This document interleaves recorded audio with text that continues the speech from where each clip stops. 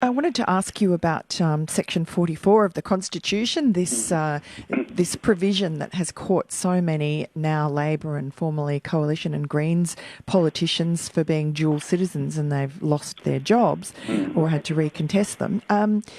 You're part of this committee, and I know the report is due out tomorrow looking into how possibly these problems could be alleviated in the future.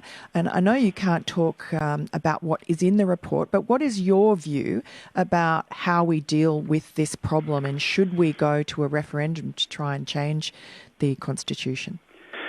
Well, yes. In short, yes, I don't think there's any practical fix other than a change to the Constitution.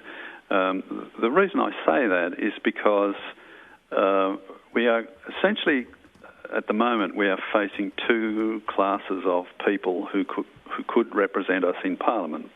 Now, I suppose if you say, well, I don't care, I hate politicians, and if some people can't be a politician or would find it, for all practical purposes, impossible to become a politician, that's their problem. I suppose you could say, well, the Constitution could stay as it is. But, democracy is an imperfect way of governing, but as Winston Churchill said, it's better than all the other ways we tried. So, from my point of view, we have a responsibility to make our democracy as good as it can be.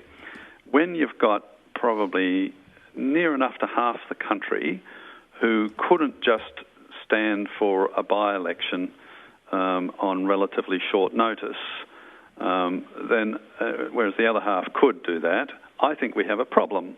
And we don't achieve anything in terms of a better government, a better democracy, by having half the country essentially ruled out, either because they're eligible to dual citizenship or because they have what's called an office of profit under the Crown. So they're a public servant, they might be a fireman, a nurse, a teacher. Yeah, sure, but I mean, the rules are there for a reason. I don't think it's too much to expect that our elected representatives have allegiance only to Australia. And if you're a dual national, all you have to do is renounce your foreign citizenship. It's not that hard.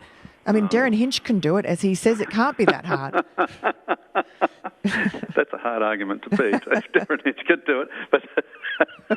But it actually is really, really hard for some people. And Sam Dastyari, for example, never succeeded. The Iranians just wouldn't allow him because he'd never done military service. Yeah, but then he gets a leave pass with those countries that won't allow you. That's right. That's allowed. But if you're a New Zealander and you're just too your father was born in New Zealand and you're too sloppy to actually go and do something about it, well, do you really deserve to be an MP or Deputy Prime Minister? Yes. I mean, if everybody was. If all the dual citizens in Australia were either UK dual citizens or New Zealand dual citizens, then I suppose an argument could be made. Don't be an MP unless you're prepared to relinquish it. It's not that hard to relinquish it. Just get on and do it. Of course, that assumes that you know. So some people don't know their parents or their grandparents. Now, if one of your grandparents is Irish, and you don't know that, but it's found out later on, you might be an MP by that stage, then you've got a problem because you inherit Irish citizenship via your grandparents. Same if your grandparent is Polish. Now, if you know that, then you could take steps to relinquish it. If you don't know it, but you find out about it later, that's a problem.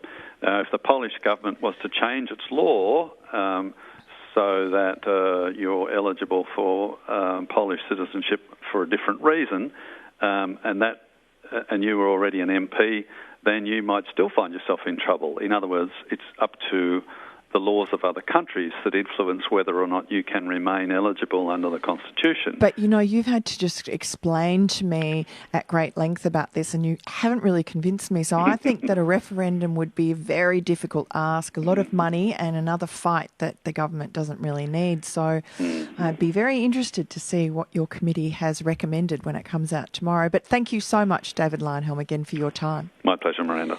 And that's, of course, Liberal Democrats crossbench Senator David Leyonhjelm. And after the break,